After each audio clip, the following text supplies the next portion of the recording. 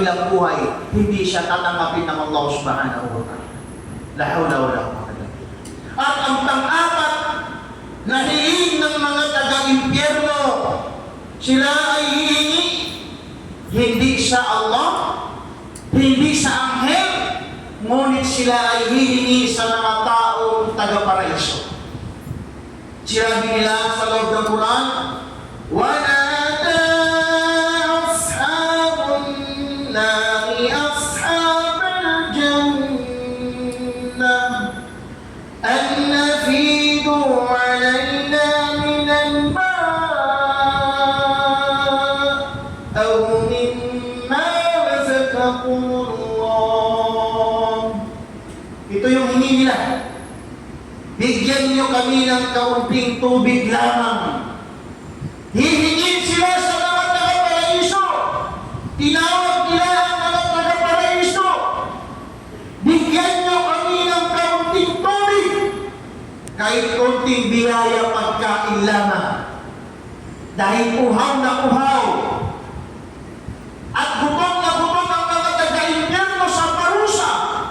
Dahil ang kabilang buhay, walang araw, walang gabi. Walang araw, walang gabi. Paparusahan ang mga taga-impyerno. At sasagutin sila ng mga taga-paraiso. قَالُوا إِنَّ اللَّهَ حَرَّمَهُمَا عَلَى الْكَافِرِينَ. Ipinagbabawal ni Allah ang bigyan ng pagkain ang mga kafir, ang mga taong sumuway sa kanya. La hawla wa la quwwata. Mayroon din pagkain ng mga taga-impyerno. Ta'amul zaqqum yabdu fil butun.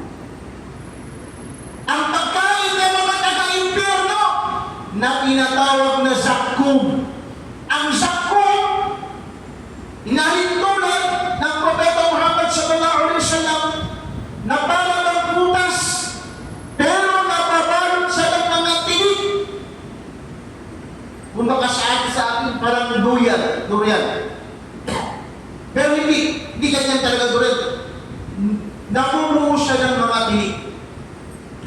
At ayaw man sa gusto ng mga taga-impyerno, ipapakain sa kanila ng mga anghel.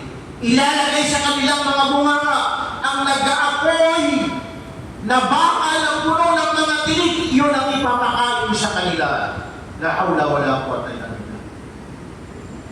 At papainumin sila ng kitlan.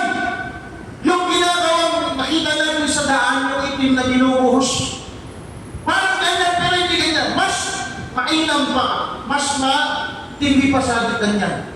Na kumukulo, ibubuhos sa kanilang bunganga hanggang sa matunaw ang kanilang mga balat at buto sa init. Yun ang pinapainom sa mga taga-impyerno. Kaya sasabihin sa kanilang taga-paraiso, pinagbabawal ni Allah ang pagbigay sa mga kafir na pagkain. Bakit sila yung pinagbabawal?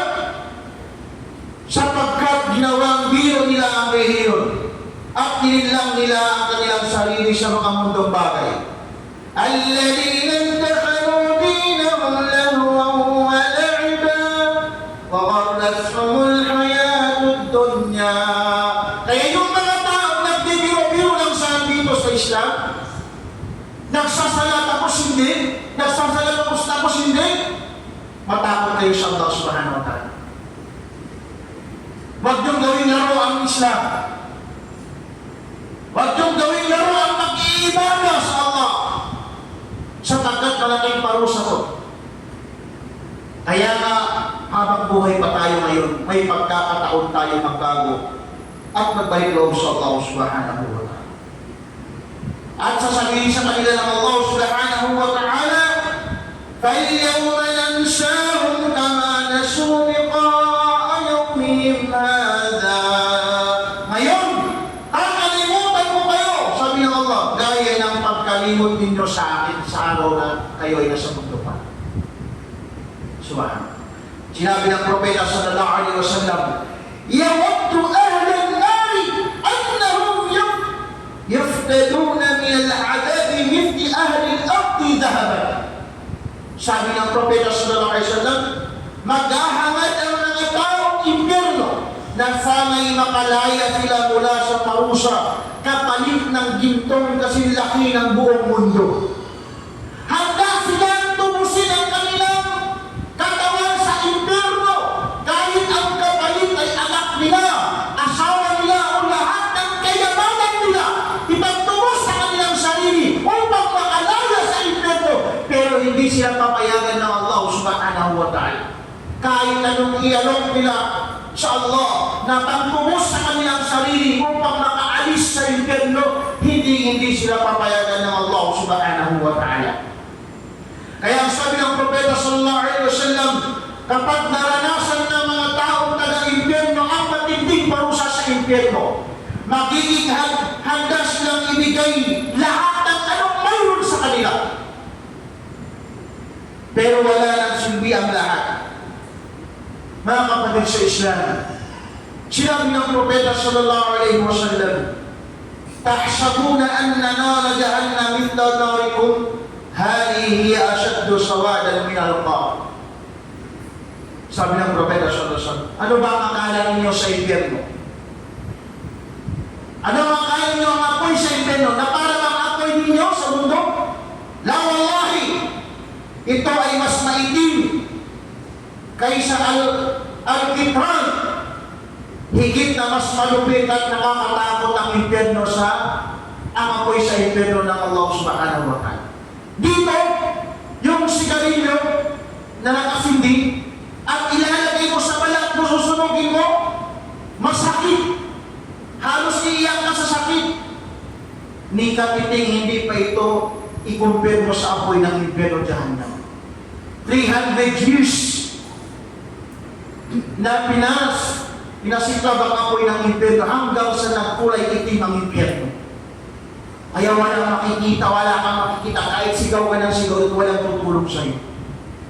Pag ikaw ay nakapasok sa impyerno, wali'adhu billah.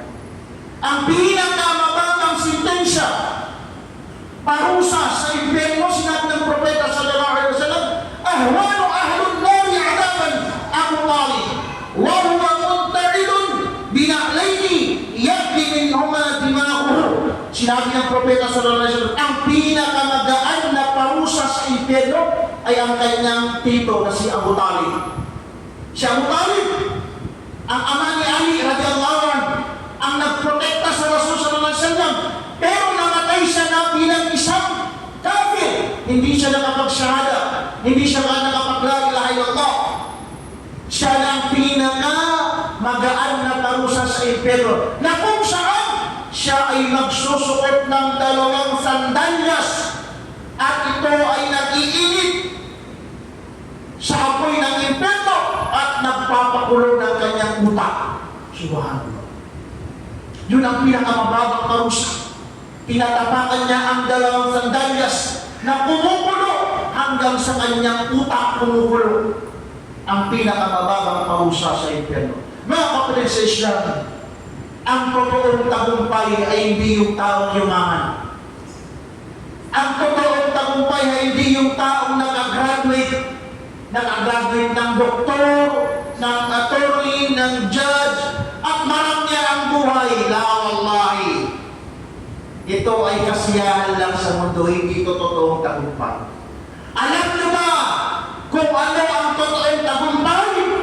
Sinabi ng Allah subhanahu wa ta'ala, فَمَنْ زُحْزِحَ عَنِ النَّارِ وَأُدْخِلَ الْجَنَّةَ فَقَدْ فَازَ. Kung sino man ang nailabas mula sa impyerno at siya ay pinapasok sa paraiso, yun ang totoong taong nagtagumpay. Allah.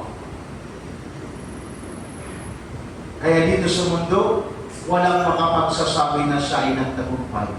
Dahil lahat dito sa mundo ay temptation, ay pagsubok ng Allah subhanahu wa ta'ala. Aqulu qawli hadha wa astaghfirullah wa lakum wa li jami'il muslimin kulli dhanbin fastaghfiruhu innahu huwal ghafurur rahim.